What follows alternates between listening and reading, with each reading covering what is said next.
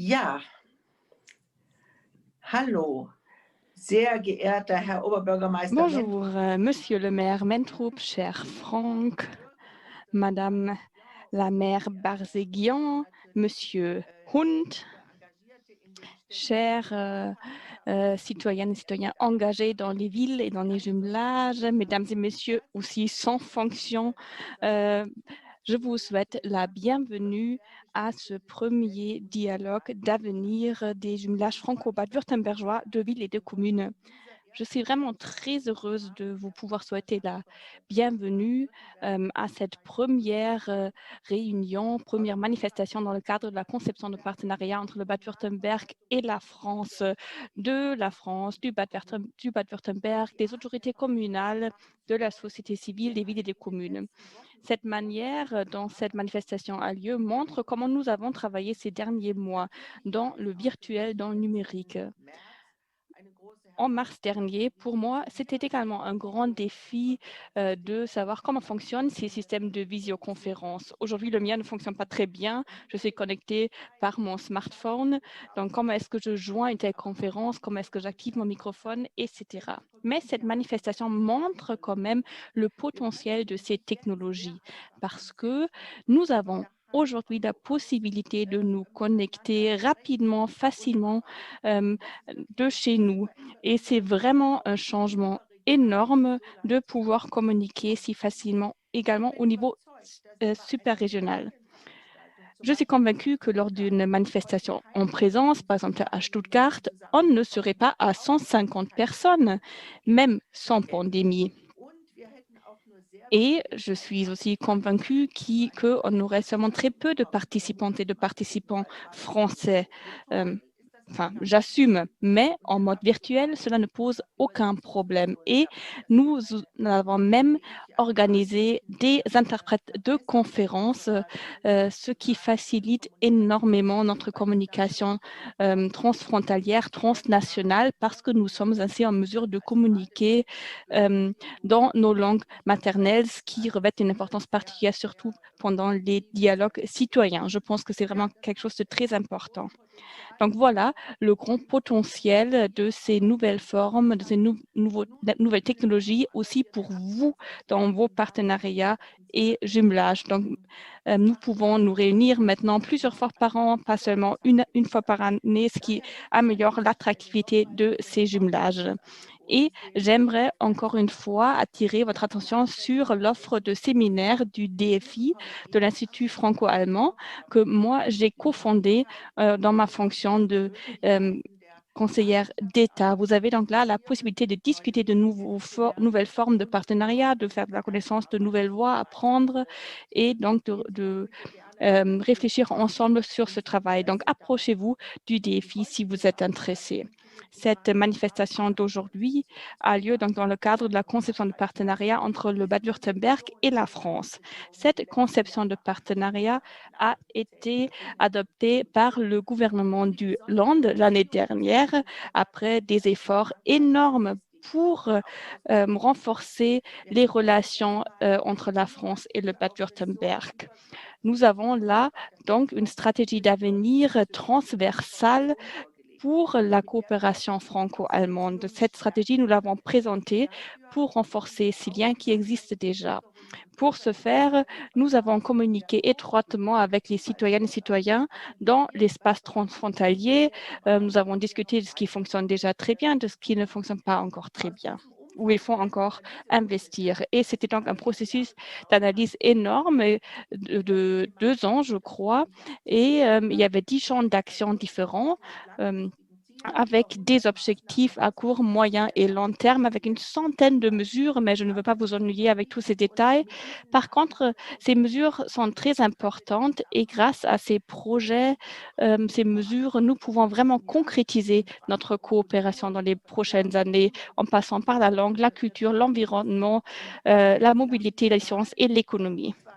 Après ces élections, moi, je vais partir bientôt.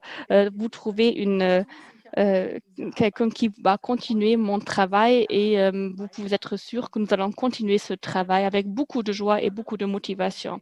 C'est une relation très spéciale entre la France et le Bade-Württemberg et nous avons vécu des hauts et des bas dans ces derniers mois de la pandémie, pensant à ces frontières fermées, les différentes mesures dans les deux pays, les situations problématiques avec les différentes stratégies de test, avec ces différentes mutations du virus.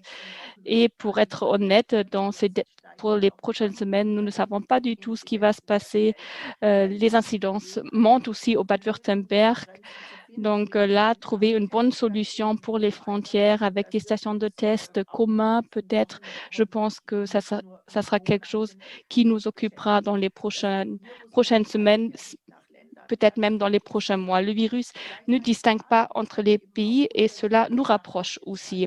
Mais nous avons quand même des approches différentes en France et en Allemagne. Là, nous devons trouver une voie commune. Et pour cela, le dialogue et la coopération sont devenus tellement importants.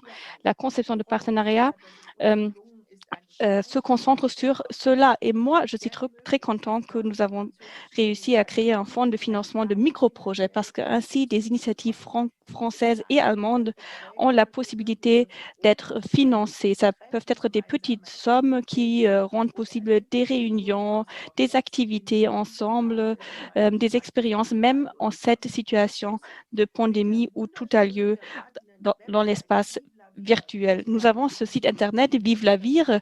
Je vous prie de vous rendre sur ce site internet. C'est vraiment génial. Et sur ce site internet, nous vous montrons donc toute la gamme de projets transfrontaliers qui existent déjà. Nous avons donc nous avons donc tous ces projets présentés en différents modes, en différents médias. Et nous sommes aussi en train de créer une deuxième plateforme franco-allemande, une sorte de service de citoyen pour toutes celles et tous ceux qui voudraient travailler, s'engager des deux côtés du Rhin. Et en ce moment, nous avons un processus participatif pour savoir quels sont les besoins et les souhaits. Pour être très précis, il s'agit de se rencontrer, de se renseigner sur les différentes cultures, aussi des idées où est-ce qu'on peut aller manger, des activités, des loisirs, des manifestations. Donc, nous sommes très curieux à savoir ce que ça donne, mais ce projet sera réalisé cette année. Et finalement, je l'ai déjà dit, ces dialogues de citoyens entre le Bade-Württemberg et la région Grand Est ont été élargis parce que nous ne voulons pas seulement décider nous rencontrer dans les différents organes où on implique par exemple aussi la Rhénanie-Palatinat ou la SAR ou le gouvernement fédéral, mais nous voulons aussi entrer en dialogue avec les citoyens. C'est ainsi qu'on a créé la conception de partenariat. Nous voulons nous orienter aux besoins quotidiens de nos citoyennes et citoyens et ainsi améliorer la vie des deux côtés du Rhin. Et peut-être encore un commentaire. En ce moment, il y a un dialogue très intense qui a lieu toujours pendant 2 jours, qui regroupe également des participants des deux côtés du Rhin, basés sur le traité d'Aix-la-Chapelle, qui se concentre sur la coopération en temps de pandémie et tous les défis qui viennent de cela.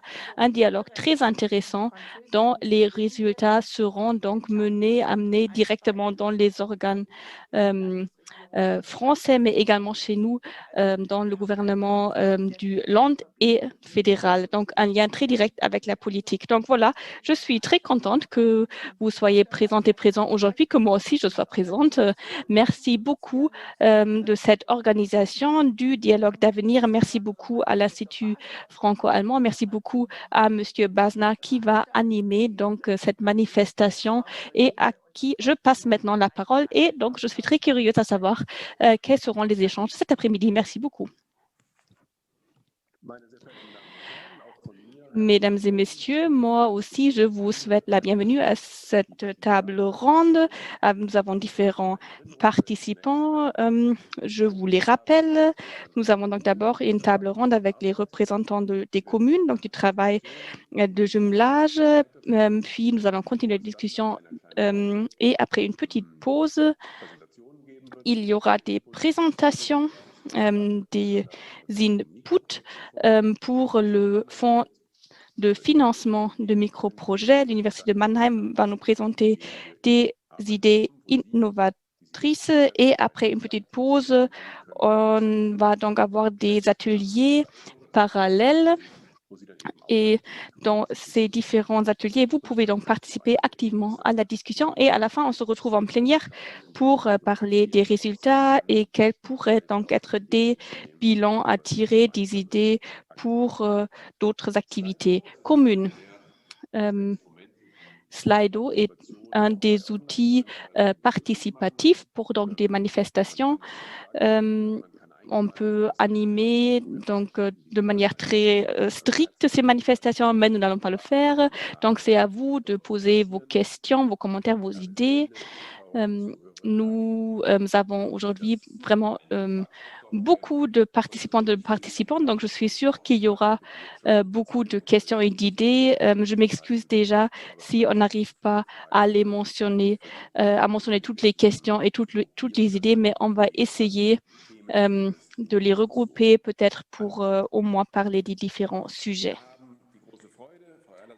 J'ai la grande joie, Madame Erla l'a déjà dit, d'avoir deux interprètes de conférence qui traduisent cette manifestation pour le secteur des interprètes. La pandémie est aussi une situation avec plein de défis. Donc, merci beaucoup à Madame Scherzler et Madame Mohr de nous soutenir aujourd'hui. Maintenant, j'aimerais bien vous présenter les différents participants de notre table ronde. Nous avons deux maires, Madame la maire de Strasbourg, Jeanne Barzéguian, bienvenue, puis de la ville de Karlsruhe, pas très loin, Monsieur Frank Mentrop, qui est ici en tant que maire de Karlsruhe, mais aussi en tant que président de la section allemande du Conseil des communes et régions d'Europe. Je suis sûre qu'il va nous parler un peu plus en détail de cela parce que ce conseil s'occupe surtout du travail des jumelages au niveau communal. Puis, Monsieur Erwin Hund est ici présent. Il représente Edingen-Neckarhausen, une petite commune, et il va nous parler donc de ses expériences. Mais il a également une deuxième fonction. Il est conseiller régional du Fonds citoyen franco-allemand, aussi un outil créé par le traité d'Aix-la-Chapelle et qui soutient activement les jumelages au niveau communal grâce à un budget assez élevé qui peut même être élargi.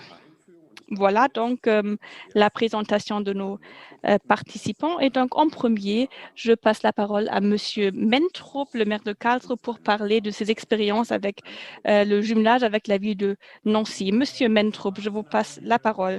Oui, Monsieur Basna, chère Gisela Erla, chers collègues, chers intéressés qui participe à cette réunion. Malheureusement, je ne peux pas vous voir ou vous souhaiter la bienvenue en personne, mais quand même. Et je vais donc vous parler aujourd'hui de mon expérience avec nos jumelages ici. Avant de commencer, je voudrais dire merci. Merci à Madame la conseillère d'État, à Gisela Erla. Tu as déjà dit que tu ne vas plus continuer ton travail pour la prochaine législature. Tu as, dans tes années actives, vraiment soutenu, fait avancer ce sujet de l'amitié franco-allemande, des relations franco-allemandes. Bien sûr, ça a déjà été fait avant, mais toi, tu as vraiment fait avancer les choses et je pense on a vraiment vu que finalement, il faut des personnalités, il faut de la motivation pour rester accroché. Et là, je pense que toi, tu es vraiment devenu un modèle pour nous tous. Nous devons toujours essayer d'avoir de l'empathie, de l'engagement des deux côtés du Rhin, sinon ça s'arrête facilement et toi, tu t'es vraiment investi et donc je te remercie vraiment pour tous tes efforts. Notre jumelage avec Nancy est un des jumelages les plus anciens en Allemagne. L'année dernière, en 2020, on aurait dû fêter le 65e anniversaire de notre jumelage. En 1955, il y avait un premier échange d'étudiants, d'élèves, et depuis là, beaucoup s'est passé. Un avantage, c'est que nous sommes éloignés que 230 km de Nancy, donc on peut se rendre facilement pour un concert dans la ville jumelée. Par contre, on n'a pas encore réussi, je dois l'avouer, de motiver beaucoup de nos citoyennes et citoyens à vraiment rendre visite à notre ville jumelée. C'est quelque chose qu'on essaye de faire, mais on n'a pas encore réussi. Et bien sûr, dans cette situation pandémique, c'est d'autant plus difficile. Donc, un jumelage vit non pas des échanges entre les maires, mais surtout des échanges euh, euh, dans tous les niveaux de la vie d'une ville. Nous avons par exemple des échanges entre les jeunes, entre les associations. Nous avons différentes autorités dans notre administration qui s'échangent. Et puis, l'échange culturel joue un rôle essentiel. Nous avons des coopérations étroites entre des musées, entre des orchestres. Puis, nous avons beaucoup d'artistes qui coopèrent. Donc là, il y a vraiment beaucoup d'organisations qui coopèrent avec leurs organisations jumelées à Nancy. Et il y a beaucoup d'activités de manifestations. Un partenaire très important est pour nous le Centre culturel franco-allemand à Karlsruhe, qui organise une journée franco-allemande avec les professeurs, avec leurs élèves des deux villes. Une fois par an, c'est organisé cette année. On a organisé seulement une rencontre virtuelle, mais normalement, ce sont donc vraiment des activités communes en présence. Puis, nous avons des étudiants qui passent faire leur stage. Ici, c'est quelque chose qu'on ne fait pas seulement avec la ville de Nancy, mais avec toutes nos villes jumelées et surtout aujourd'hui avec les médias sociaux. Il y a des groupes WhatsApp, des groupes Facebook qui existent bien au-delà de leur stage et créent donc contribuent à une mise en réseau au niveau européen. Ça fait que donc 2 ou 3 étudiants de Nancy viennent à Karlsruhe pendant l'été pour faire leur stage ici. Et de la même manière, il y a 2 ou 3 étudiants de Karlsruhe qui vont à Nancy et travaillent là avec des projets concrets, des projets sur lesquels ils travaillent avec nos experts. Et donc, ainsi, lorsqu'ils reviennent, ils apportent des résultats concrets qu'ils peuvent donc impliquer dans la réalisation. Nous avons donc des étudiants de différentes villes jumelées. Nous organisons pour eux des activités communes pour qu'ils puissent faire leurs connaissances, pour qu'ils puissent s'échanger, parler de leur situation respective. Et donc, ça donne cette mise en réseau au niveau européen. Bien sûr, il y a également des associations d'amitié franco-allemande. Il y en a à Nancy, il y en a un à Karlsruhe. Ils ont déjà fêté leur 50e anniversaire en 2019. Nous avons également organisé des voyages à cette occasion et je suis très fière du fait que depuis 2017, nos 2 conseils municipaux se rencontrent une fois par an, euh, une fois à Karlsruhe, une fois à Nancy, ce qui est un défi organisationnel, mais approfondit donc l'échange entre les différentes, disons, cultures politiques. Cela améliore la compréhension des différentes potentiels qui existent des 2 côtés du Rhin et bien sûr, cela noue des contacts personnels entre les différents conseillers municipaux.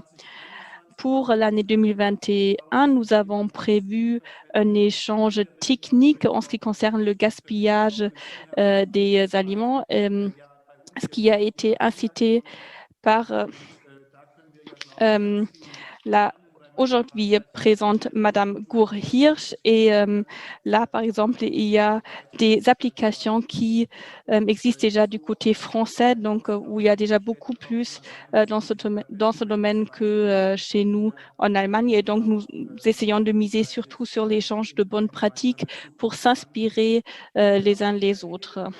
Et bien sûr, par la création de la région Grand Est, nous avons sûrement vécu un rapprochement de la ville de Nancy vers Karlsruhe parce que Nancy fait maintenant partie de cette grande région et donc soudainement notre ville jumelée se trouve dans notre région voisine, puis en même temps l'Eurodistrict Pamina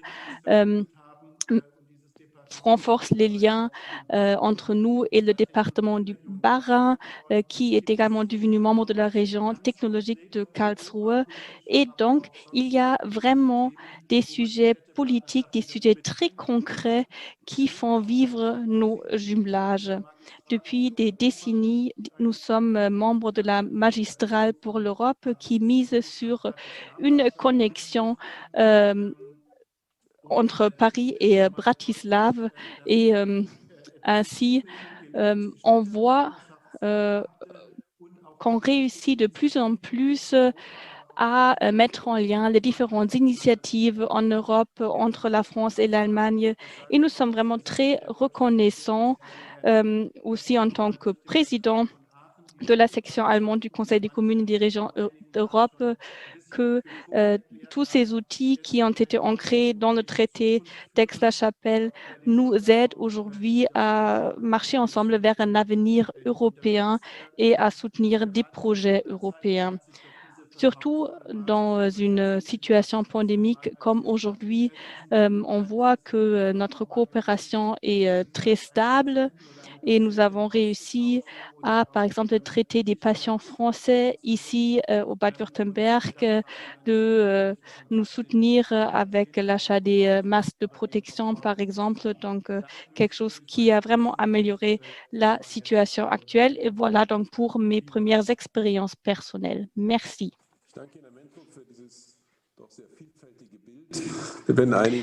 Merci, Monsieur Mentre, pour toutes ces informations. Nous allons y revenir tout à l'heure, mais il y a un grand nombre de nos citoyens et citoyennes qui ne sont pas du tout au courant de tout ce qui existe et je suis sûre que tout à l'heure, nous aurons l'occasion d'en parler davantage. Nous allons maintenant monter un tout petit peu le Rhin, nous rendre à Strasbourg et je me réjouis de pouvoir souhaiter la bienvenue à Madame la maire de Strasbourg, Madame Barsekian, qui vient d'être élue. Cela fait pas si longtemps que ça, mais je crois qu'elle a déjà bien pris ses marques et qu'elle connaît déjà très bien le terrain. Jumelage franco-allemand, mais aussi d'autres jumelages si vous le souhaitez. Merci beaucoup, Monsieur Bassner. Je tiens tout d'abord à saluer l'ensemble des participants, saluer plus particulièrement Madame la conseillère d'État, Gisela Erler. Nous avons l'occasion de nous voir en visio lors des conférences du comité de coopération transfrontalière. Saluer aussi Monsieur le maire, Herr Dr. Mentrup, maire de Karlsruhe, que je n'ai pas encore eu le plaisir de voir de visu en présence, mais j'espère que nous en aurons l'occasion. Et saluer également Erwin Hund, qui est également présent pour cette table ronde, et saluer l'ensemble des participants. Donc, je suis très heureuse de cette invitation. Peut-être vous dire en préalable, puisque vous l'avez indiqué, hein, je suis élue maire de Strasbourg depuis l'année dernière, depuis juillet 2020. J'ai été élue dans une période particulière, j'y reviendrai, hein, en cette période de crise sanitaire qui vient aussi impacter notre coopération transfrontalière, mais plutôt, je dirais, notre vie au sein de bassins de vie communs transfrontaliers. Et je voulais juste vous dire en introduction l'importance que revêt l'amitié franco-allemande, la coopération transfrontalière et aussi la construction européenne dans mon parcours, dans le projet que je porte. c'est une réelle priorité.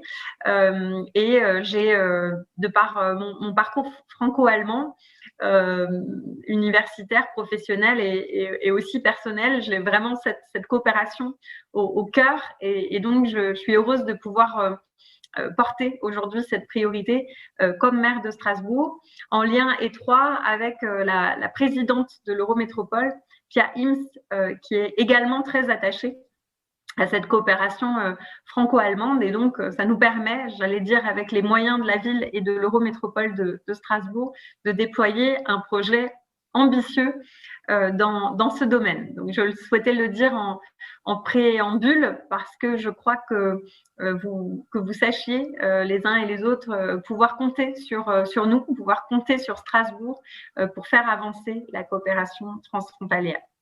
Évidemment, Strasbourg a un rôle particulier dans les relations franco-allemandes à différents niveaux, du très local au niveau européen et international.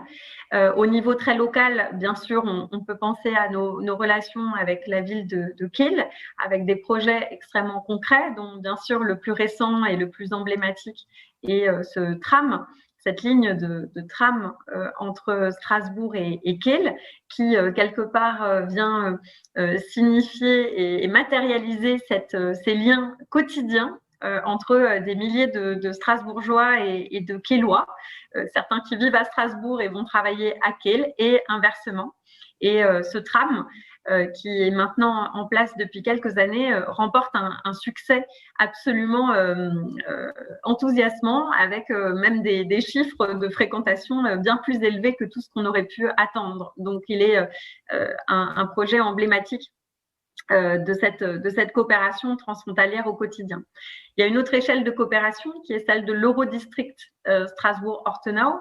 Je suis heureuse d'avoir été élue vice-présidente de l'Eurodistrict Strasbourg-Ortenau avec une échelle de coopération transfrontalière qui est plus grande, avec aussi cet outil qui est l'Eurodistrict, un outil de droit européen, un groupement européen de coopération transfrontalière qui peut nous permettre de développer des compétences propres et des projets propres, notamment dans le domaine des mobilités, qui sera l'une des grandes priorités pour les prochaines années, que je porte aux côtés du président Frank Scherer.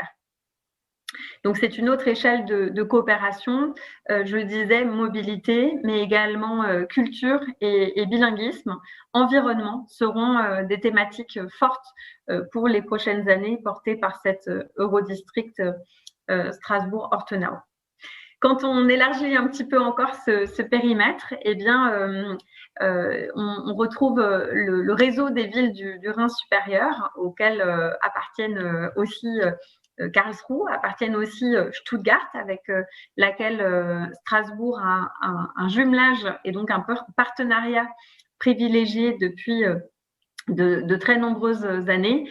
Et peut-être avant de rentrer dans le détail des relations qui nous unissent à Stuttgart, dire que j'ai la volonté forte de renforcer la coopération entre l'ensemble des villes rhénanes, des villes du Rhin supérieur. Et je suis, je dois le dire, assez frustrée de ne pas avoir pu encore rencontrer réellement et physiquement mes homologues de part et d'autre du Rhin. C'est vrai que cette période sanitaire est vraiment rend de ce point de vue les rencontres et les échanges, les moments aussi informels et conviviaux dont on a tant besoin dans notre coopération transfrontalière, elle les rend évidemment beaucoup plus difficiles. Donc c'est un peu frustrant. Ça l'est d'autant plus que je n'ai pas pu encore rencontrer le nouveau maire de Stuttgart, qui est donc Monsieur Frank Noper. Donc on a eu quelques échanges et je planifie de pouvoir le rencontrer bientôt. J'espère que les conditions sanitaires nous le permettront. Donc, c'était vraiment une période particulière. Je disais que des liens étroits unissent les villes de Stuttgart et de Strasbourg depuis plusieurs années, depuis même plusieurs décennies. C'est une coopération qui s'étend au-delà des champs classiques de coopération. Donc, bien sûr, il y a un certain nombre de projets dans les domaines de la culture, donc des échanges artistiques et culturels entre institutions culturelles, des échanges scolaires, des échanges aussi entre clubs sportifs. Mais cette coopération avec Stuttgart couvre aussi des domaines moins classiques, plus inédits, comme des échanges citoyens et aussi la participation à des événements européens ensemble. Je pense aussi à des actions menées ces dernières années autour notamment de l'accueil des réfugiés et la question du vivre ensemble. Donc, c'est des thématiques fortes qui ont été développées ces dernières années dans le cadre de ce jumelage. On aura une date importante à fêter l'année prochaine, en 2022. Ce sera le 60e anniversaire de ce jumelage entre Strasbourg et Stuttgart. Et ce sera l'occasion de revenir justement et de valoriser toute cette coopération et cette amitié qui lie nos deux villes depuis tant d'années. Et j'espère qu'en 2022, eh bien, la situation sanitaire nous permettra aussi de nous projeter à nouveau dans l'avenir vers de nouveaux projets.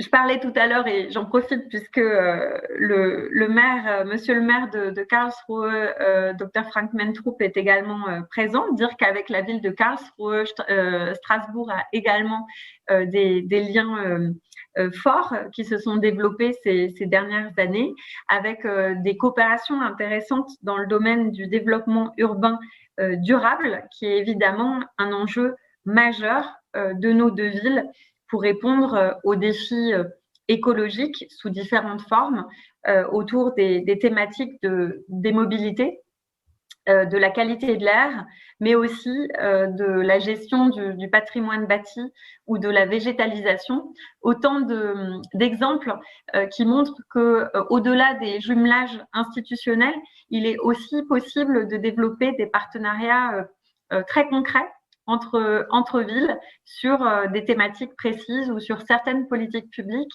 Et pour ma part, je souhaite aussi bien m'investir dans les jumelages officiels. Et la ville de Strasbourg compte 5 villes jumelées de par le monde, dont la ville de Stuttgart. Mais elle joue aussi un rôle dans des partenariats avec d'autres villes sur des thématiques précises, comme c'est le cas avec la ville de Karlsruhe. Et je pense que c'est intéressant de diversifier justement ces modes de partenariat. Je rejoins aussi tout à fait ce qui a été dit tout à l'heure par monsieur le maire Mentrup sur le fait qu'au-delà des partenariats institutionnels, l'important c'est de pouvoir emmener dans ces partenariats les habitants et les habitantes de nos villes à travers des projets concrets qui les fassent participer et qui rendent aussi ces partenariats plus citoyens, plus réels, plus ancrés dans la vie de tous les jours. Et je crois que c'est un impératif extrêmement important. Peut-être juste encore quelques éléments pour finir cette intervention.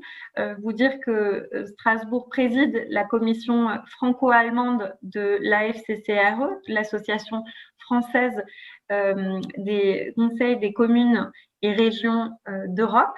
Et c'est un lieu d'échange de bonnes pratiques et de mise en réseau. J'y ai été représentée par mes collègues Julia Dumais et Jonathan Herry lors des dernières tables rondes. Et je crois que c'est aussi des lieux d'échange extrêmement dynamiques.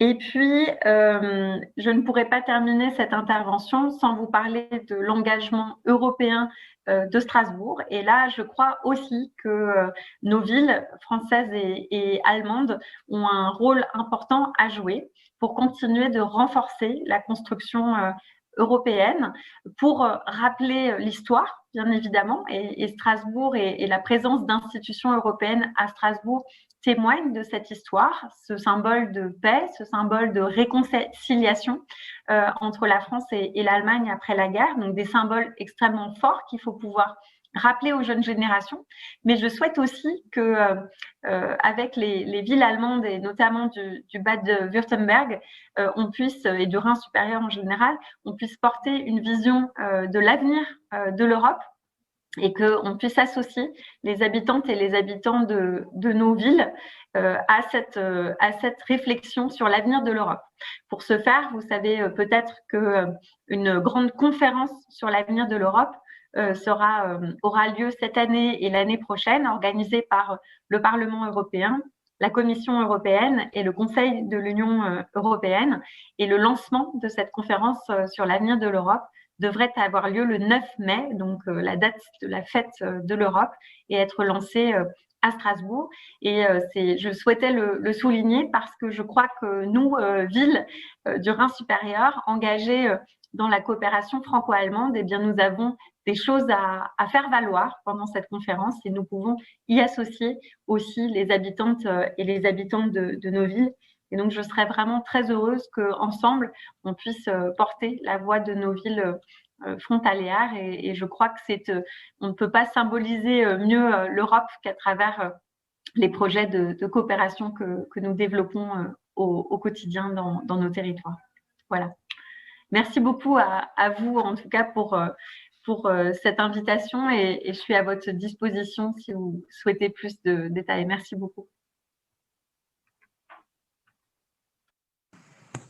Merci, Madame la maire, pour cette intervention si riche et prometteuse pour l'avenir. Was ich mitnehme aus Ihrem Beitrag ist, dass wir die Städtepartnerschaften, die ja zum Teil Les partenariats entre les villes qui existent depuis de nombreuses années, pour moi, peuvent être comparés à d'autres formes de coopération entre villes. Il y a des sujets comme le développement durable, la protection du climat, etc., etc. Et ceci nous montre qu'il existe donc ces partenariats institutionnalisés, formalisés, mais qui peuvent être enrichis par des projets précis.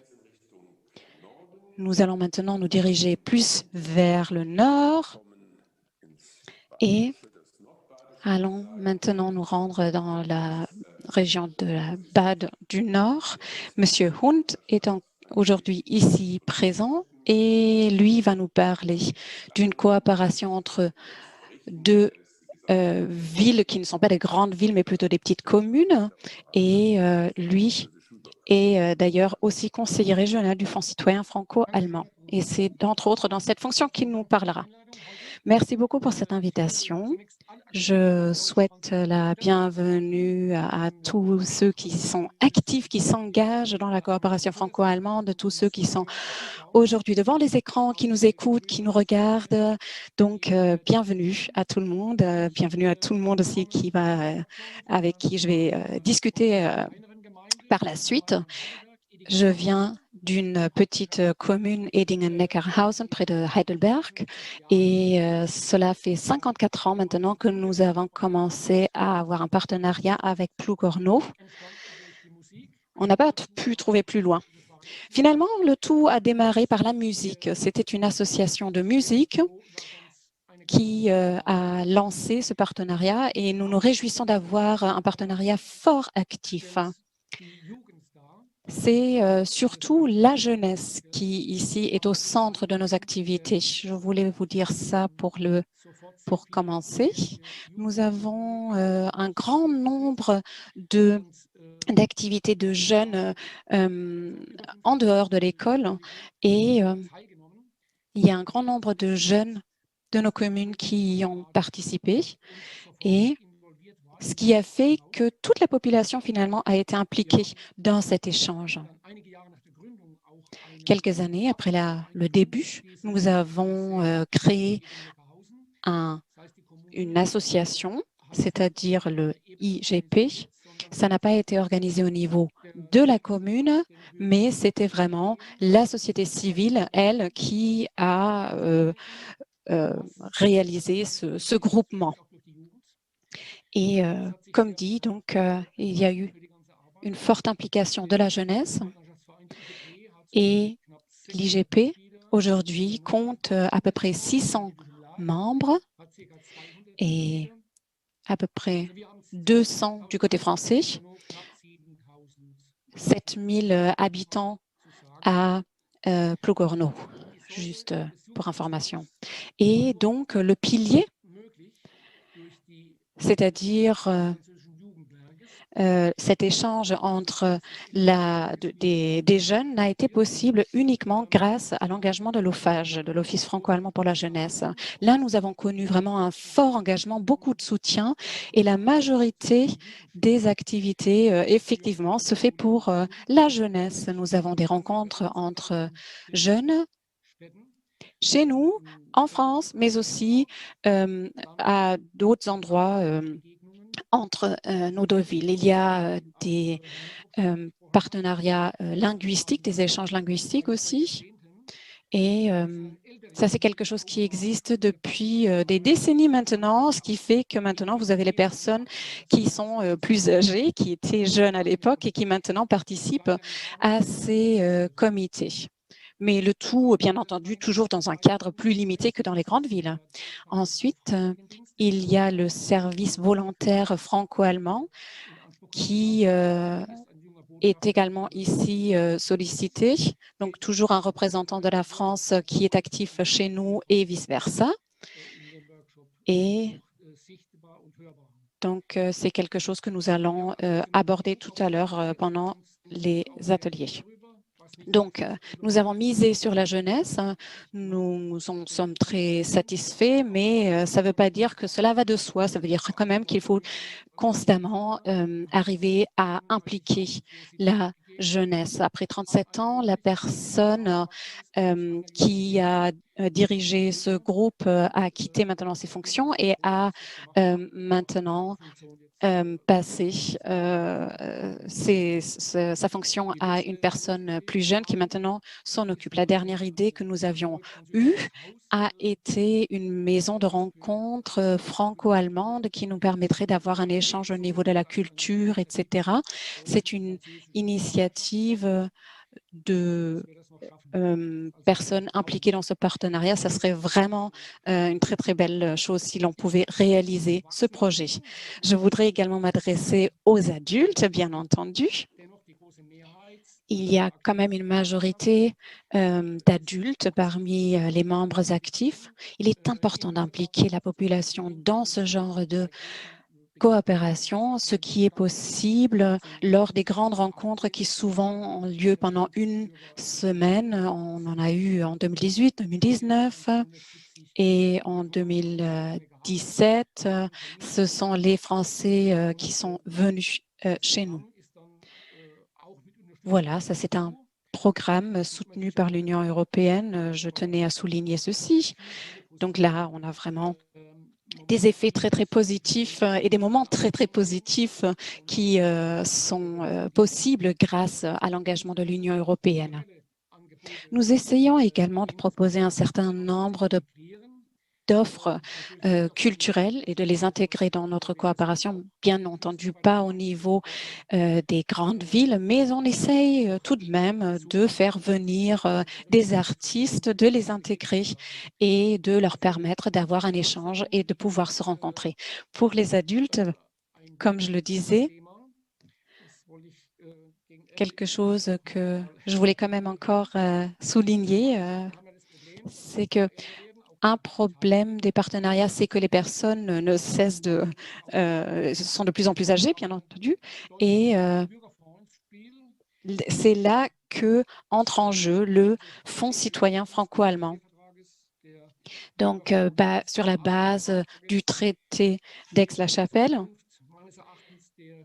et qui peut assurer l'avenir de ces coopérations entre les villes. Et je lance un appel à tous ces villes jumelées de vraiment utiliser, avoir recours à cet instrument et d'apporter leurs nouvelles idées et de déposer leurs demandes, puisque c'est un instrument fort précieux, mais peut-être que tout à l'heure, on pourra davantage en discuter. Donc, ces partenariats peuvent recevoir un soutien grâce à ce nouveau programme qui existe D'ailleurs, si le Land du Baden-Württemberg continue à le soutenir. Il y a de nouvelles formes de rencontres. Effectivement, dans cette situation de pandémie, je dois dire que comme nous sommes loin l'un de l'autre, plus de 1000 kilomètres qui nous séparent,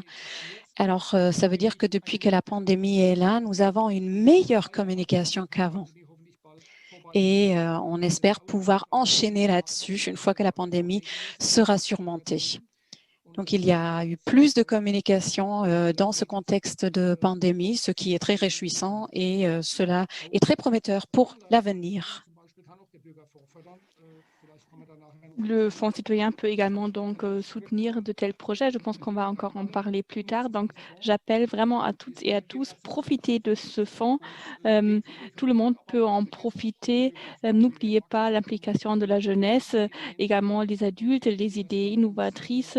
Moi, je suis convaincue que cela peut nous avancer et également faire évoluer l'idée de la construction européenne et l'ancrer cette idée également dans les cœurs des habitants. Un projet merveilleux que j'aimerais encore mentionner, c'est cette nouvelle plateforme jumelage.eu subventionnée par le Fonds des citoyens et qui est réalisée par le DFI, donc M. Basna, Mme Keller. Donc, nous sommes très contents car c'est exactement un tel réseau qui nous a manqué pendant des décennies. Donc, on peut se registrer sur cette plateforme, s'inscrire, on peut donc échanger des idées, on peut entrer en contact les uns avec les autres. Donc, j'appelle vraiment à vous, impliquez-vous, inscrivez-vous sur cette plateforme. C'est vraiment une idée géniale que je voudrais encore souligner. Faisons-la vivre, remplissons-la de vie. Et donc, voilà, j'en suis venue à la fin de ma contribution et je pense qu'on aura encore la possibilité de discuter du Fonds citoyen et dans le dialogue direct avec beaucoup de villes jumelées. Merci. Merci beaucoup, Monsieur Hund. Lorsqu'on vous écoute, 1200 habitants, 600 membres dans l'association. J'ai essayé de faire le calcul pour les villes de Strasbourg et de Karlsruhe.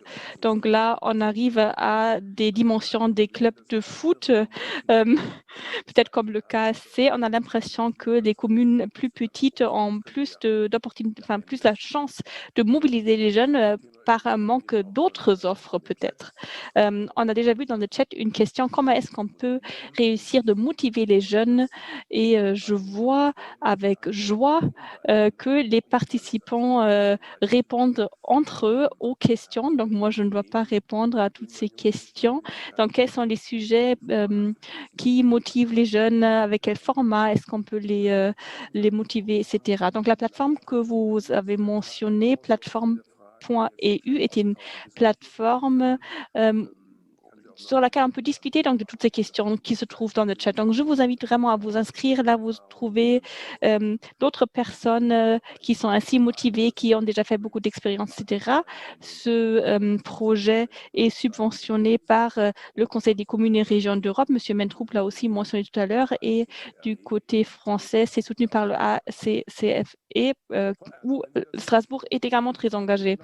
Madame Erler, ces trois interventions de la pratique, tous ces nouveaux outils au Bade-Württemberg, au niveau fédéral, en France, toutes ces nouvelles initiatives, je pense que cela vous rend pleine de fierté parce que vous étiez une des premières convaincues de l'importance de la perspective particulière du niveau communal qui rend précieux ce travail de jumelage. Lorsqu'on regarde de plus près, on voit bien sûr que pas tout est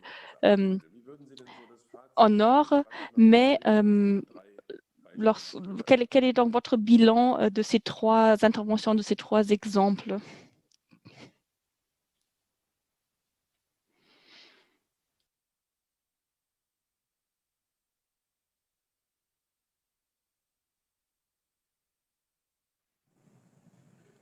Gisela, wir hören nichts.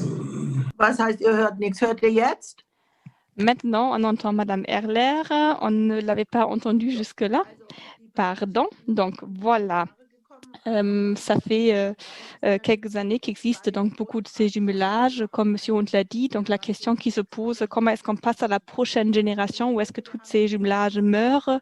Je pense qu'en ce moment, on se trouve dans une période qui montre, grâce à nous tous aussi, qu'il y a ce fondement important du jumelage franco-allemand, de cette coopération européenne.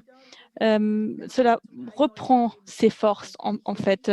Donc, il y a beaucoup de nouveaux sujets et moi, je trouve que c'est très important de les intégrer aussi dans ces jumelages, des questions qui concernent par exemple, c'est le gaspillage des aliments, tous ces sujets climatiques, tout ce qui est intéressant aussi pour les jeunes. Donc, je vois là un potentiel énorme. Intégrer donc de nouveaux sujets, de nouvelles thématiques qui concernent les rencontres, les cultures, les théâtres, les amitiés, mais qui dépassent aussi cela pour intégrer de nouveaux groupes cibles. Donc, je pense beaucoup a été dit, beaucoup a déjà été mentionné. Madame Barseguian a Würde ich vielleicht, solange Frau Erler da donc, tant qu'on attend la résolution des problèmes techniques de Madame Erler, je reprends donc cette thématique qu'elle vient de mentionner, cette question des groupes cibles, des personnes à intégrer, à motiver. C'est très important de réfléchir comment est-ce que nous pouvons intégrer dans ce travail des jumelages de nouveaux groupes cibles. J'aimerais donc passer cette question dans notre table ronde à Madame Barseguian, à Monsieur Mentroup, parce que dans les grandes villes, il y a tout un potentiel de groupes cibles. Si vous pouviez rêver, quel genre de public aimeriez-vous impliquer davantage dans ces échanges, même si c'est des échanges très pratiques, très simples au fond, parce que Stuttgart, c'est quand même pas la fin du monde, c'est pas comme la Bretagne, donc c'est assez proche. Est-ce que vous avez dans votre vision de ce partenariat de nouveaux groupes que vous aimeriez cibler?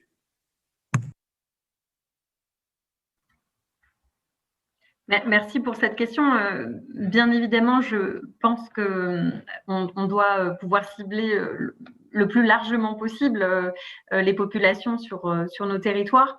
Mais un des enjeux, notamment à Strasbourg, c'est d'essayer de toucher l'ensemble des quartiers et même au-delà, puisque je parlais tout à l'heure de l'Eurométropole, qui est un bassin, une agglomération de 500 000 habitants, qu'on puisse travailler à l'échelle des 33 communes de l'Eurométropole.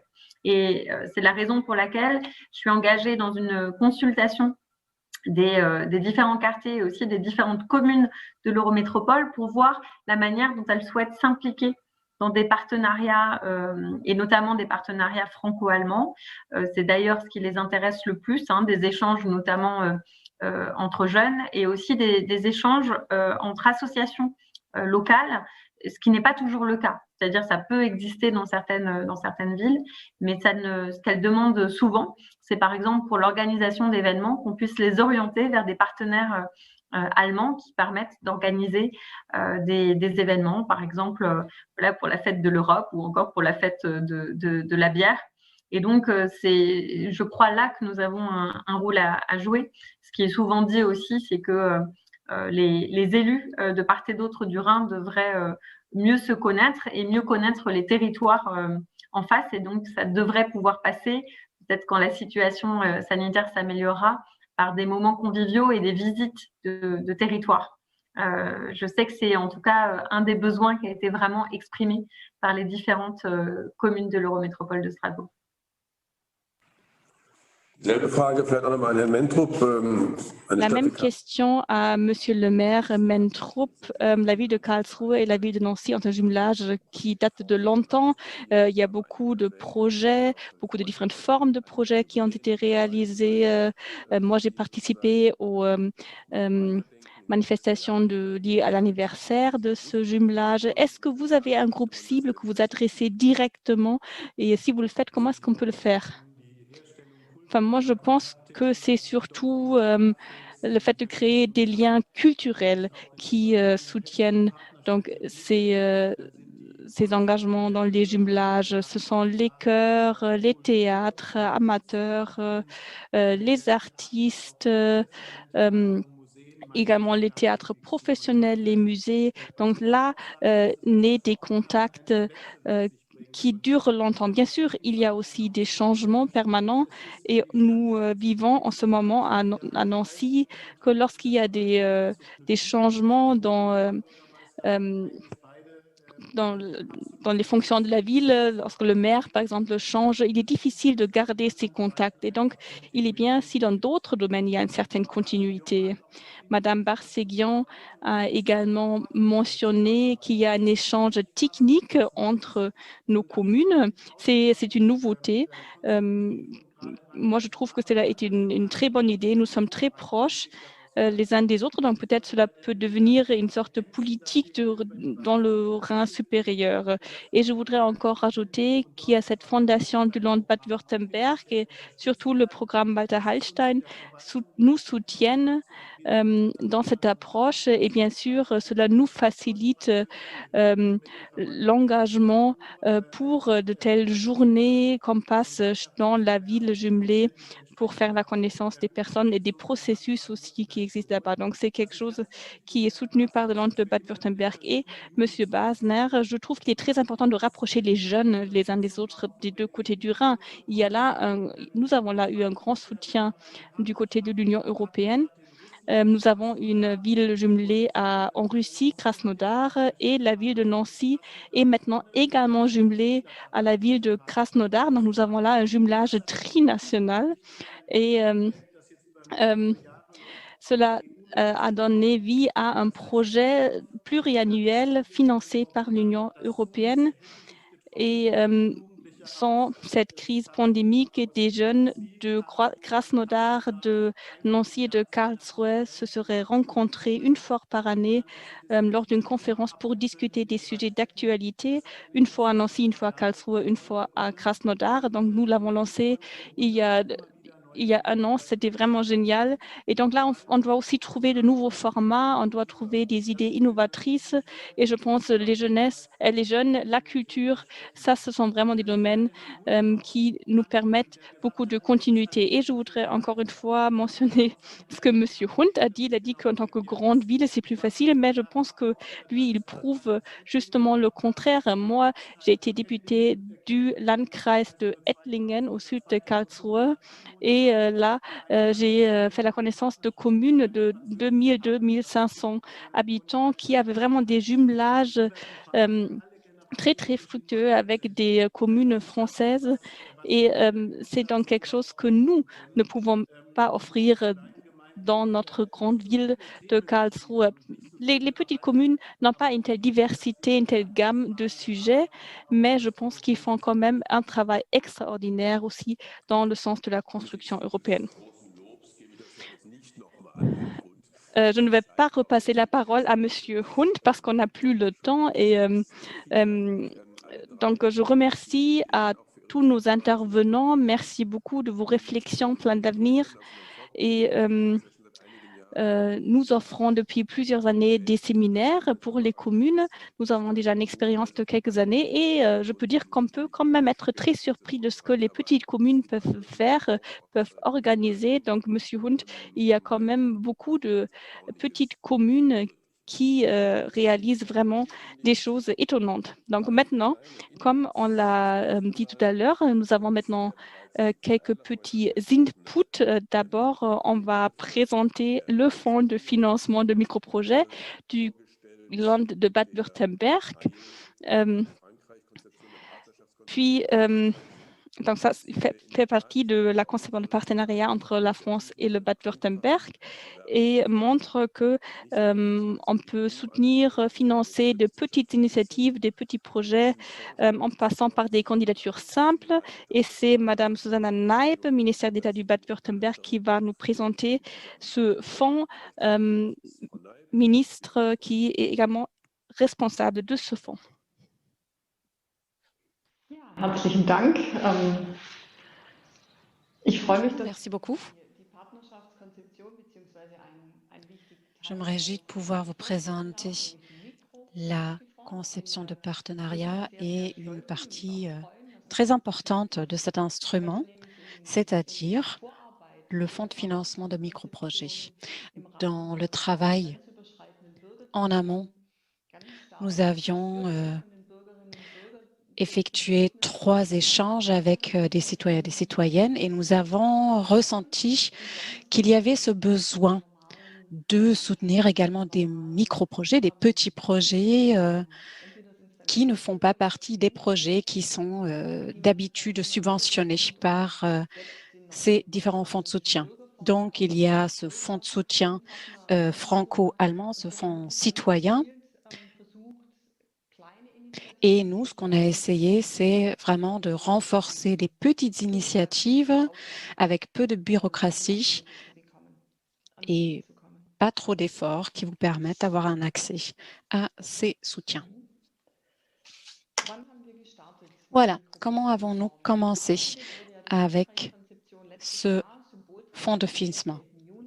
Le 14 juillet, le tout a démarré. C'est un jour emblématique dont nous nous réjouissons beaucoup.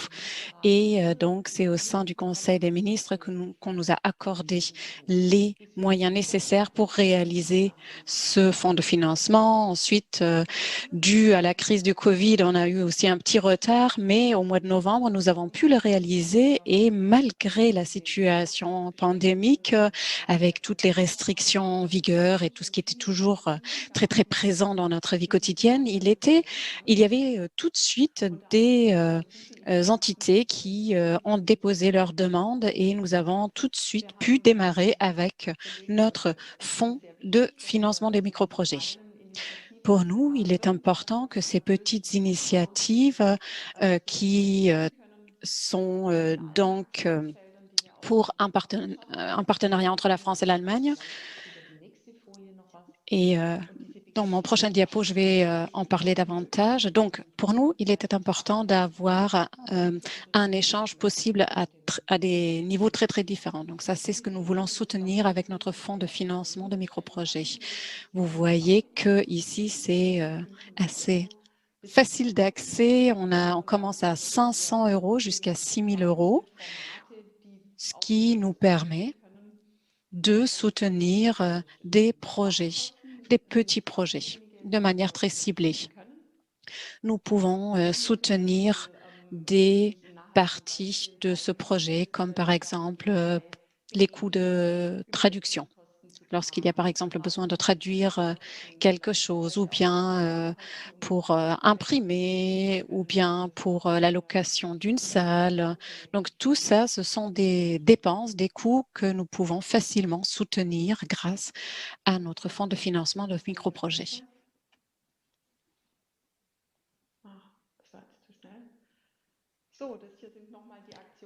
Voilà les différents champs d'action de notre conception de partenariat. Je ne vais pas vous parler en détail de chaque aspect, mais vous voyez ici que cela couvre vraiment l'entière réalité, l'entière vie quotidienne de nos citoyens et citoyennes. Donc, ça, c'est vraiment l'essence de la conception de partenariat pour la France et le Bade-Wurtemberg. Nous avons une coopération à tous les niveaux de notre vie et donc, on n'aurait pas pu se limiter à une certaine partie en disant on se concentre sur la culture ou le sport. Non, on voulait vraiment tout couvrir et on invite vraiment tout le monde à utiliser ces possibilités, par exemple, tout à l'heure, on a parlé du climat, on a parlé de la jeunesse. Je pense que c'est justement avec ce sujet du climat qu'on pourrait davantage intéresser la jeunesse. Mais les transports, la mobilité sont également des sujets très importants pour cette région transfrontalière, etc., etc. Je crois que chacun peut ici imaginer un tas de projets qui entrent dans ces différents champs d'action. Sur le prochain diapo, je vous ai préparé un aperçu des projets qui ont été subventionnés pendant l'année dernière. Là, vous voyez qu'il y a vraiment le plus grand nombre, c'est vraiment des projets dans le domaine de la culture. Là, il y avait vraiment un fort besoin. Et ça, c'était d'ailleurs aussi le résultat de ces échanges entre citoyens que nous avons menés auparavant. Et donc, et nous l'avons déjà entendu tout à l'heure, que la culture était vraiment une occasion qui facilite l'échange, un échange vivant. Sinon, également dans la formation professionnelle, information et mise en réseau, ça sonne peut-être un petit peu abstrait, mais il y a des projets très concrets qu'on peut retrouver ici sur ce prochain diapo. Donc ça, c'est un projet qui a été soutenu par nous dans le domaine information et mise en réseau. Ça, c'était l'anniversaire des 70 ans de l'association franco-allemande de Constance. Et c'est grâce à notre soutien financier qu'on a pu faire de façon à ce que cette cérémonie d'anniversaire a pu être réalisée. Prochain exemple, c'est également un très, très bon exemple, quelque chose qui se passe directement à la frontière, à Kiel. Le sport comme la culture est quelque chose qui permet vraiment de rassembler les personnes. Et donc là, il s'agit d'un échange au niveau sportif entre la jeunesse et aussi les adultes. Et ça, c'est également un projet que nous avons soutenu avec beaucoup de plaisir.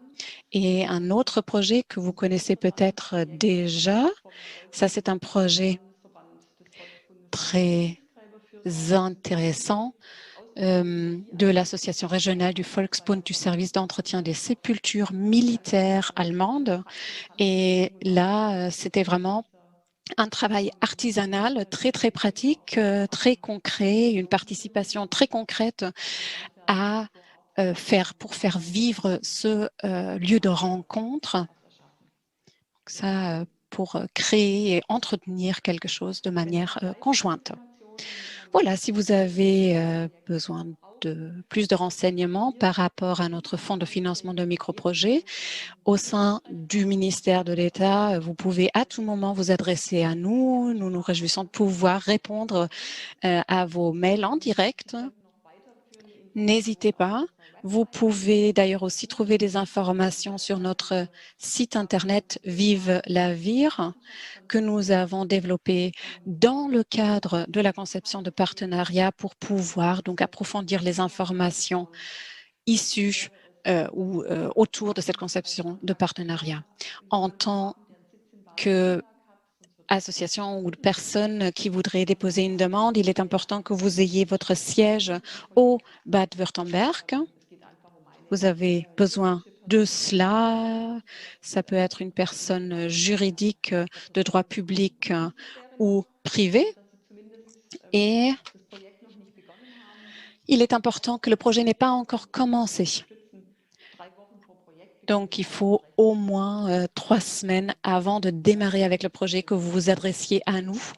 Donc, vous voyez que c'est déjà assez flexible et c'est à ce moment-là que vous devez nous faire parvenir votre dossier pour qu'on puisse vous soutenir et développer avec vous davantage de documentation sur votre projet. Donc, on attend avec impatience vos projets d'échange également dans ce contexte de pandémie. On a vraiment envie de pouvoir vous soutenir pour montrer qu'il n'y a vraiment pas de frontières. On voudrait peut-être davantage maintenant nous concentrer sur le numérique, avoir cet échange numérique. Et là aussi, il est tout à fait possible d'obtenir des financements. Nous avons les moyens, les financements et on a envie de pouvoir vous les octroyer et on aimerait également rendre plus connue cette possibilité. Merci de votre attention. Merci beaucoup, Madame Naip.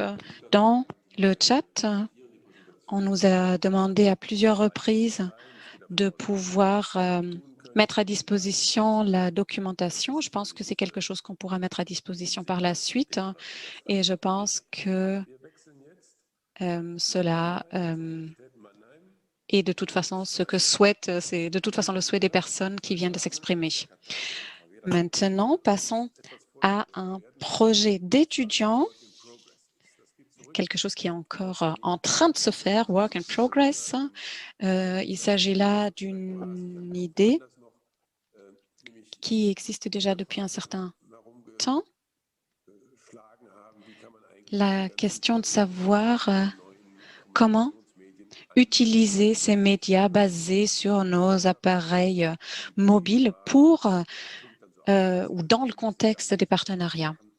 Il s'est avéré que ce n'est pas si facile que ça et l'on voulait donc développer une appli de partenariat, de jumelage. Et c'est une idée qui a été reprise par un groupe d'étudiants et il y a SAP qui a rejoint ce projet et qui permet maintenant de continuer à développer ce projet et on voulait maintenant vous montrer un petit peu la direction dans laquelle ce projet va aller. Il y a eu différentes approches qu'on va maintenant nous présenter. Donc, bienvenue aussi de ma part. Donc, nous avons essayé de trouver une appli qui facilite la connexion des villes dans le cadre des jumelages et nous l'avons appelée CC Connect. Donc, cette appli est faite pour des communes jumelées, pour des villes jumelées, pour faciliter le contact et cible également toutes les personnes intéressées à un jumelage. Quels sont les avantages d'une telle solution numérique? Donc, on a un aperçu compact des différentes fonctions de l'appli. On ne doit pas changer entre différents outils qui existent déjà. Ainsi, on peut soutenir l'échange des différents participants du jumelage et aussi en situation de pandémie, on a ainsi la possibilité de rester connecté. Les particularités sont d'abord un aperçu très compact et clair dans une seule appli. Cette appli promeut donc l'apprentissage de la langue, promeut également ce sentiment d'appartenance, de communauté. Les différents membres sont toujours informés de tout ce qui se passe dans la ville jumelée. Il y a des liens à d'autres sites d'information, il y a des liens à d'autres plateformes, par exemple à Google Earth, et ainsi donc on rend possible un échange numérique et des contacts numériques. Donc, comment est-ce qu'est construit l'appli? Voilà le premier aperçu de l'appli. On voit toutes les fonctions de l'appli, peut les accéder directement en haut à gauche. On peut cliquer sur le bouton d'aide en cas de problème.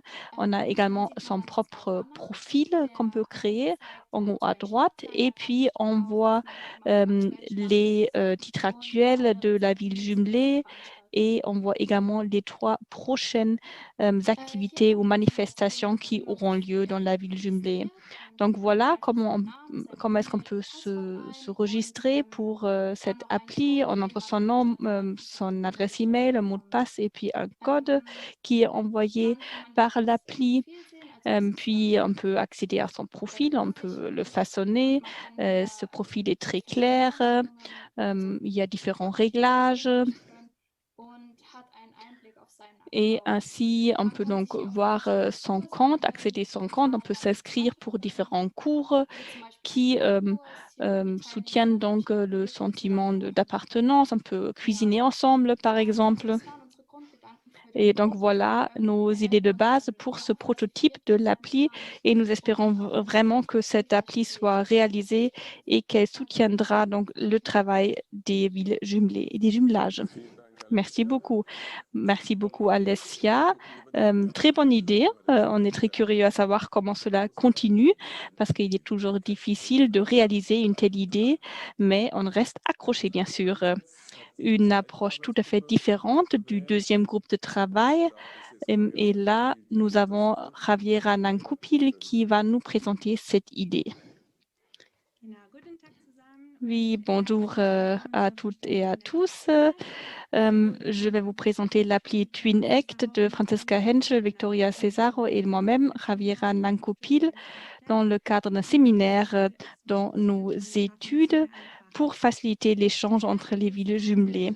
Cette appli cible des personnes qui veulent créer des contacts vers des amis, vers de personnes qu'ils ne connaissent pas encore et qui veulent donc maintenir ces relations à long terme et également profiter du numérique dans cette situation pandémique où on ne peut pas se déplacer.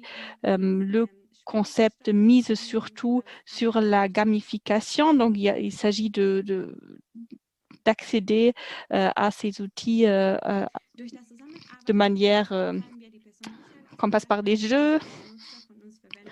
Donc voilà, on voit Michael. Michael veut renforcer les relations européennes, renforcer également la numérisation des jumelages et est âgé de 35 ans. Donc voilà son profil. Et puis il arrive directement à l'écran de l'appli, on crée son profil, on choisit le sexe et puis on crée son avatar. On peut donc choisir comment est dessinée la tête, les yeux, les cheveux, le nez, la bouche et les vêtements. Puis on entre un nom. Comme il s'agit d'un contact culturel et linguistique, on entre également les langues étrangères qu'on parle et la langue maternelle et on entre également des langues qu'on voudrait apprendre. Et puis, on arrive à une carte de l'Europe où on voit donc tous les jumelages.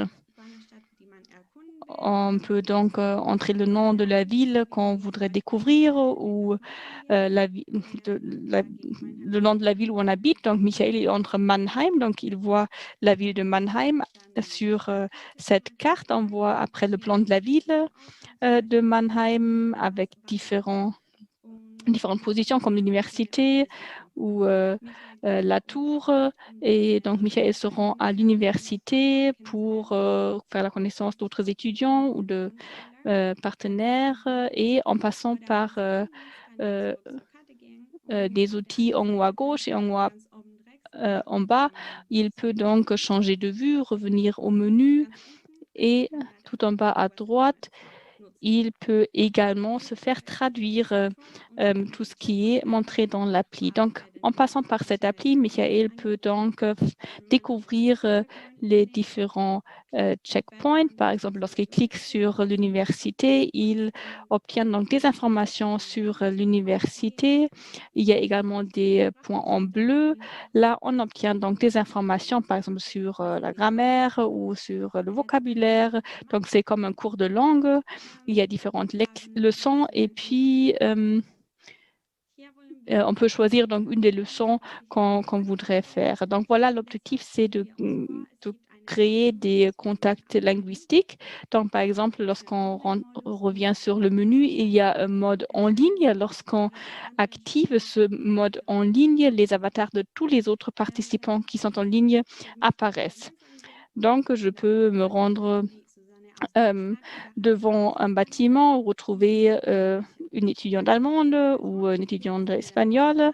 On peut cliquer sur la personne respective, chatter avec cette personne. On peut également lancer un chat linguistique. Ça veut dire on peut donc vraiment parler avec cette personne. On doit bien sûr, cette demande d'entrer en contact doit être acceptée par l'autre personne et puis on peut donc discuter. Lorsqu'on ne comprend pas la langue de l'autre personne, on peut donc cliquer sur le bouton traduction en bas à droite pour activer la traduction. Donc, ça fonctionne comme à Google. Donc là, voilà, Javiera parle espagnol, Michael écoute l'espagnol, ne le comprend pas, clique sur traduction et entend alors la version en allemand. Dans le menu, on trouve également des jeux où on peut donc entrer en interaction avec les autres personnes en passant par des jeux.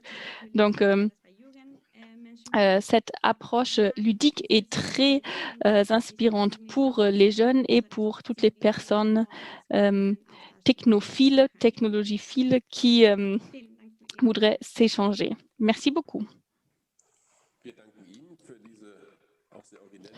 Merci beaucoup d'avoir présenté cette idée quand même très originale, très actuelle, surtout aujourd'hui, tout ce qui est ludique, tous ces avatars. Je pense que cela est quand même très intéressant pour les différents groupes cibles. Je pense que, ou j'espère que tous les participants, tous nos spectatrices et spectateurs découvrent dans tous ces outils et essayent de les utiliser. Donc, un grand merci à l'Université de Mannheim, à ces deux groupes de travail d'avoir présenté ces idées et nous espérons qu'elles soient réalisées. Donc, un grand merci déjà à tous nos intervenants dans cette première partie de cette manifestation. Vous avez très bien respecté les délais.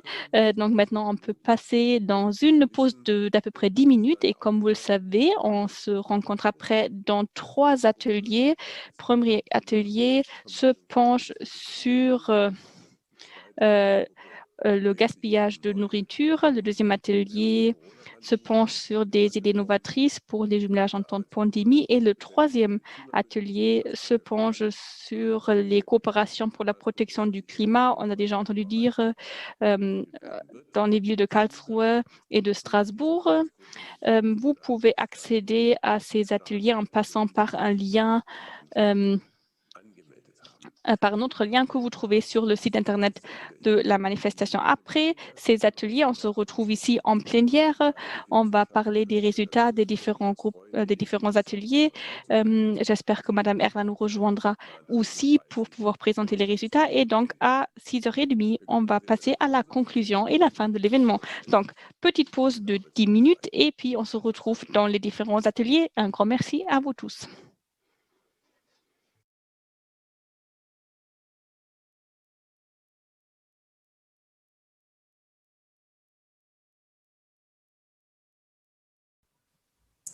Herzlich willkommen zurück bei unserer Diskussionsrunde, dem ersten Bonjour. Dans notre échange par rapport au partenariat entre la France et l'Allemagne, nous avons eu 3 ateliers. Premier sur une initiative franco-allemande ensemble contre le gaspillage de nourriture. Deuxième sur les idées novatrices pour les jumelages en temps de pandémie. Et le troisième groupe sur des coopérations franco-allemandes pour la protection du climat. Voilà, nous avons 3 personnes qui représentent les différents groupes et qui vont nous parler de ce qui s'est dit. Il y a Madame Gurhirsch qui est d'ailleurs à l'initiative, au départ de cette initiative, secrétaire d'État au ministère de l'Espace rural et de la protection des consommateurs, qui nous en parlera davantage. Et ensuite, nous parlerons des 2 autres ateliers. Donc, commençons par Madame Gurhirsch, qui nous parlera de ce qui s'est dit dans cet atelier. Merci beaucoup. Madame Gisela Erla, chers participants et participantes. Le deuxième objectif des Nations Unies pour la durabilité, c'est de faire quelque chose contre le gaspillage de nourriture. Pour vous donner une idée de ce qui est gaspillé en Allemagne, ce sont 12 millions de tonnes ou un train avec des wagons de Nagold jusqu'à Pékin. Voilà la quantité de ce qui est gaspillé chaque année en Allemagne en nourriture. Il s'agit donc d'agir maintenant et c'est vraiment dans cet esprit de Rio en 1992 d'avoir une approche globale, d'activer vraiment le potentiel, mobiliser le potentiel des villes et des communes. Et je pense qu'ici, il s'agit d'avoir une approche commune entre la France et l'Allemagne et je pense que ceci a un grand potentiel lorsqu'il s'agit vraiment d'évaluer la juste valeur de notre nourriture. Je crois que c'est ça maintenant qui est important. Moi, je préfère parler de mettre en valeur l'importance de la nourriture plutôt que de dire gaspiller de la nourriture, avoir une approche positive à ce sujet. Il y a les food sharers, il y a slow food, il y a aussi les institutions comme les écoles, les jardins d'enfants, mais également les restaurateurs qui peuvent être intégrés dans notre approche et Dans cet échange avec nos partenaires en France, l'on peut également établir de toutes nouvelles mesures puisque la France ici a vraiment un rôle exemplaire en ce qui concerne ce sujet. Nous avons un nouveau réseau pour les jeunes, pour la jeunesse. C'est l'appli qui s'appelle Too Good To Go qui existe depuis 2015 et qui est vraiment exemplaire et qui a beaucoup d'utilisateurs, notamment en France. L'on peut donc de cette manière retrouver des restaurants, des établissements qui proposent à des prix très intéressants les restes, un petit déjeuner par exemple qui reste et les acheter à des prix intéressants. Donc une très très belle opportunité pour utiliser ces offres. Donc, n'hésitez pas à réfléchir à comment vous pouvez participer à ce mouvement avec vos communes, avec votre commune, par exemple, de se rendre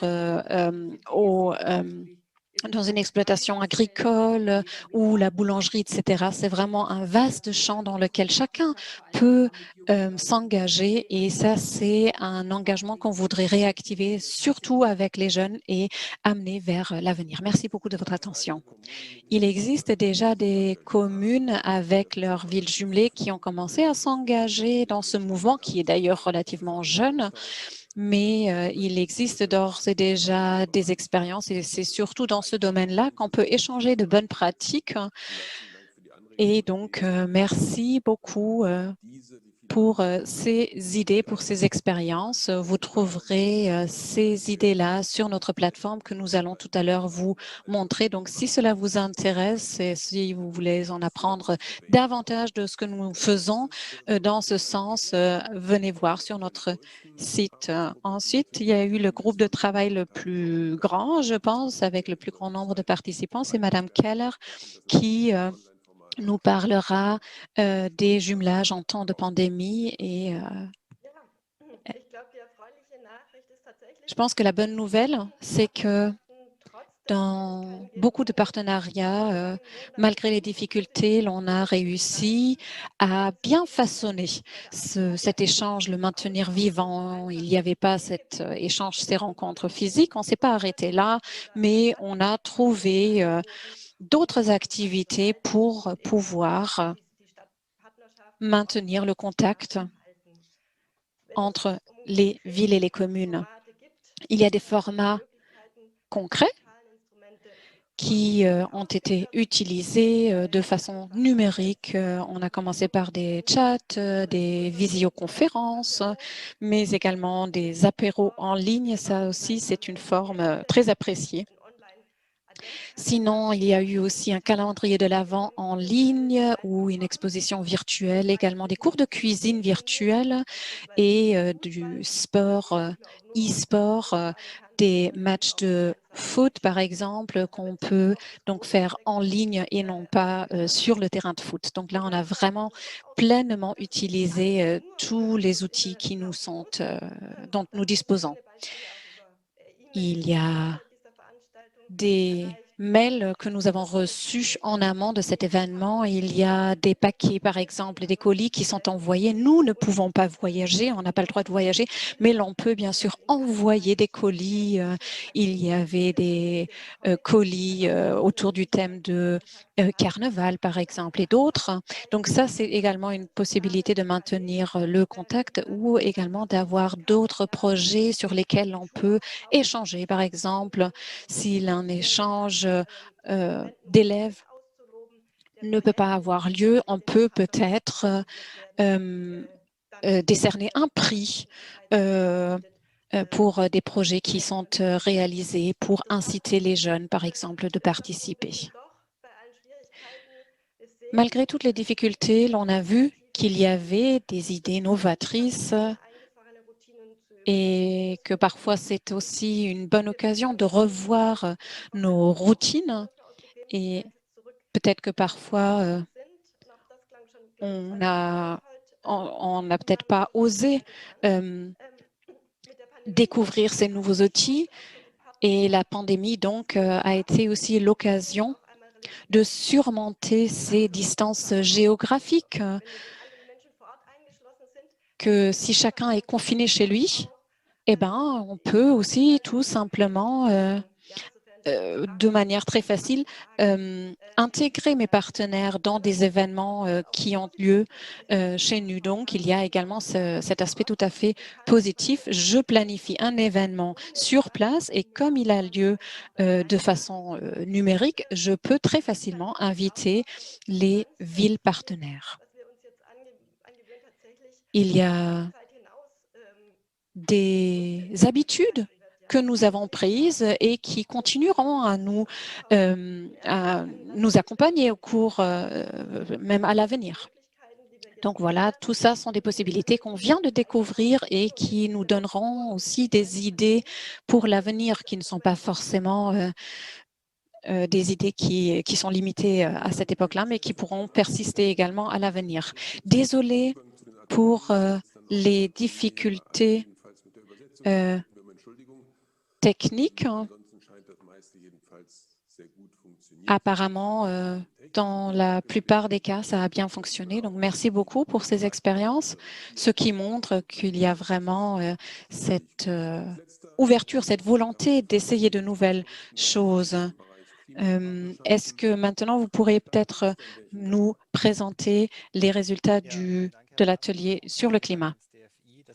Oui, merci beaucoup, Monsieur Barsna. Merci beaucoup au DFI de nous avoir donné l'opportunité de participer à cette manifestation. Donc, merci beaucoup de cette organisation parfaite. Donc, dans ce troisième atelier, nous sommes penchés sur le partenariat pour la lutte contre le changement climatique. Comment est-ce que nous pouvons coopérer pour promouvoir la protection du climat et le tournant énergétique sur place dans les communes?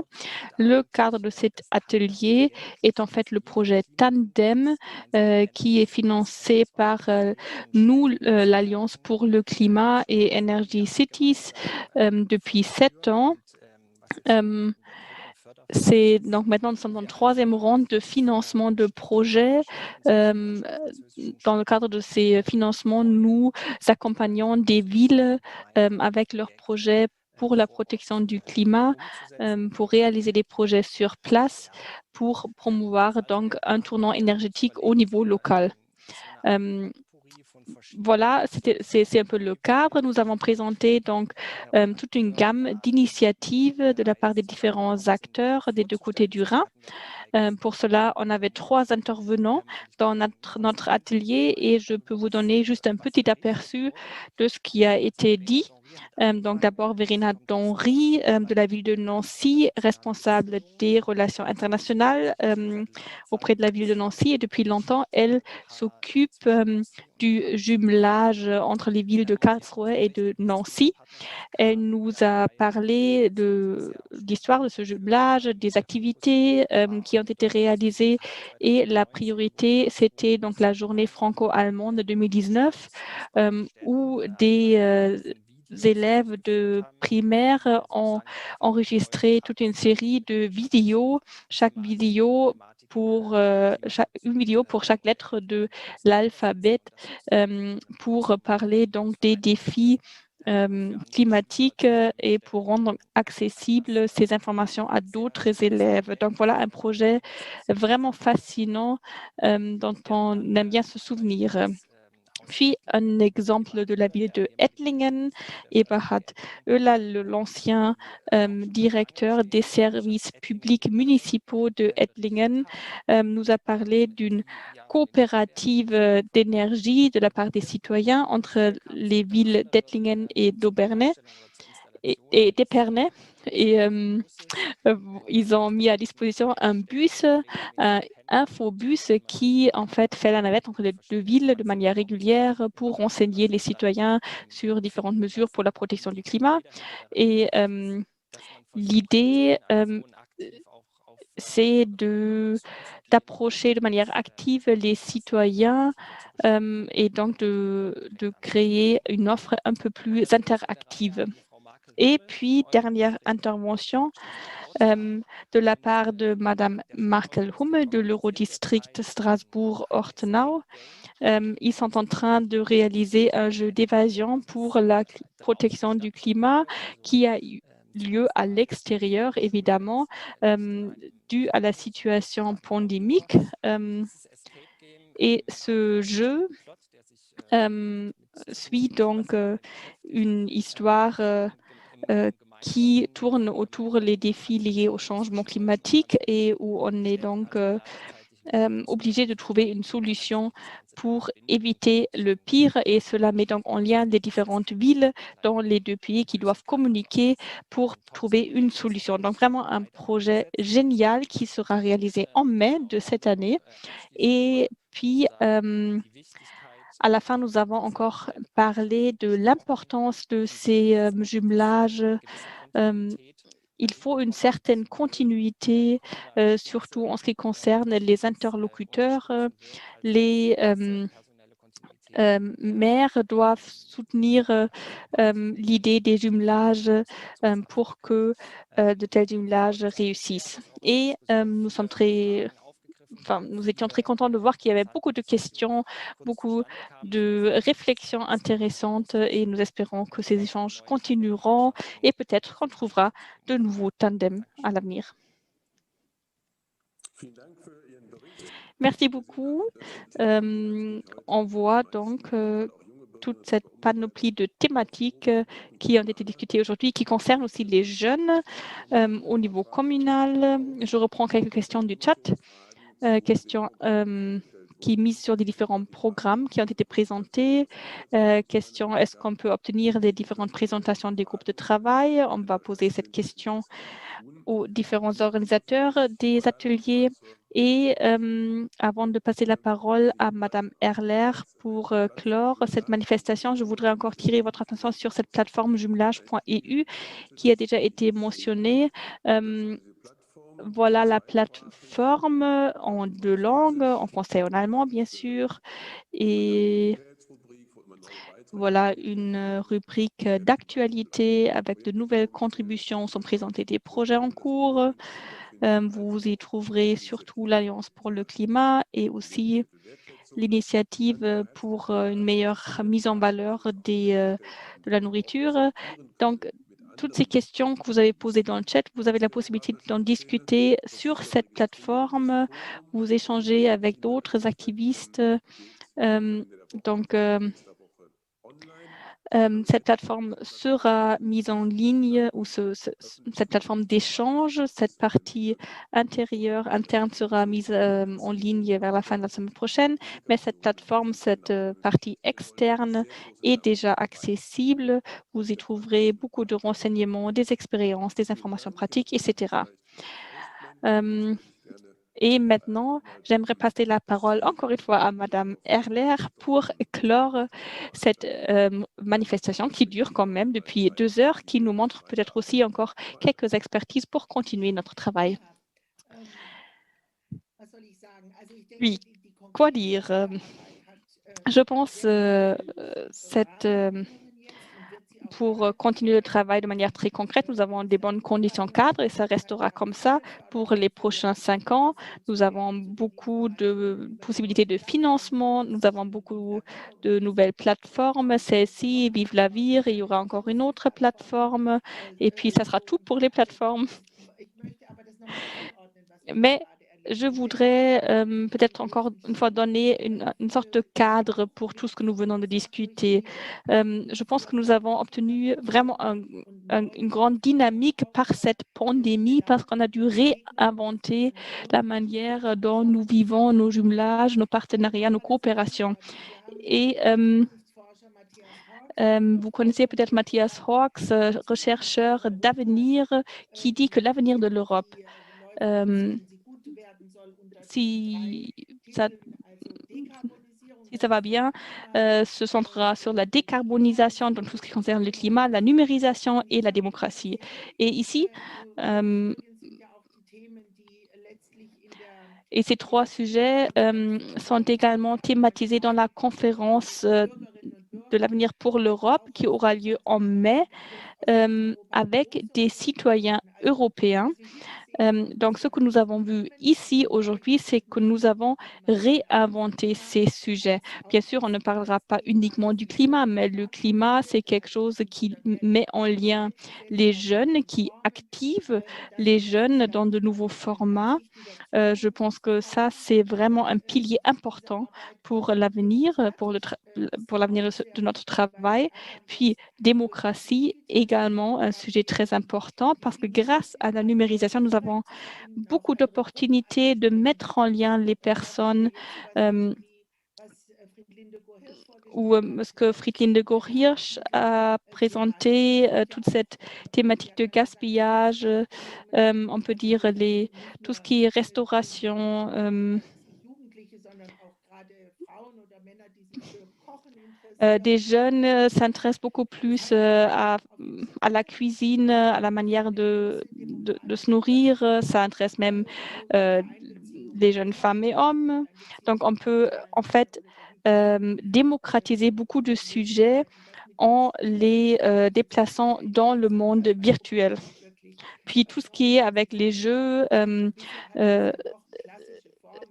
c'est quelque chose de nouveau. Avant, on avait des formats, c'est des formats nouveaux, plus ludiques. Je pense que c'est vraiment un saut dans la qualité de nos activités. Si tout le monde continue son travail, d'ici 5 ans, on aura atteint tout un niveau de qualité de la coopération. J'espère que ça sera aussi un grand soutien pour notre Europe d'aujourd'hui. Voilà ce qui est ma perspective. Je vous remercie à toutes et à tous de votre participation, de votre activité aussi dans ces ateliers, dans ces groupes de travail. Cette année, c'est le Parti des Verts qui a gagné les élections en Bade-Württemberg et tous ces sujets, la décarbonisation, la numérisation, la démocratie, les jumelages, c'est indépendant des différents partis. C'est quelque chose d'important pour tous les acteurs où tout le monde peut s'impliquer de manière active et c'est exactement ce qui est important. Ne plus réfléchir des frontières nationales entre les pays, frontières entre les partis.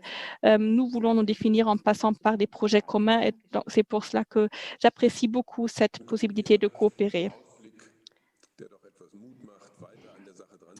Voilà une perspective très encourageante et maintenant nous en venons à la fin de notre manifestation. Je remercie à tous les intervenants d'avoir été présents, d'avoir partagé leurs connaissances, leur savoir-faire avec nous. Un grand merci à nos interprètes, Madame Scherzler et à Madame Moore, qui ont contribué à la communication et à l'échange linguistique aujourd'hui. Merci beaucoup d'avoir contribué au succès de cette manifestation. Cette manifestation sera ou est enregistrée et vous la retrouverez en ligne. Donc, si vous connaissez d'autres personnes intéressées, vous pouvez bien sûr leur donner les contacts, le lien.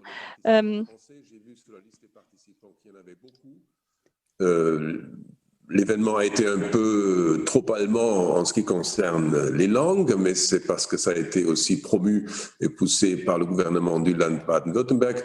Et nous sommes d'autant plus heureux de vous avoir eu avec nous pendant cette émission que vous allez, j'espère, diffuser aussi vers d'autres communes, vers d'autres comités de jumelage qui s'engagent dans les relations franco-allemandes. Also herzlichen Dank an alle und auf ein Wiedersehen virtuell und. Donc un grand merci à tout le monde et à très bientôt.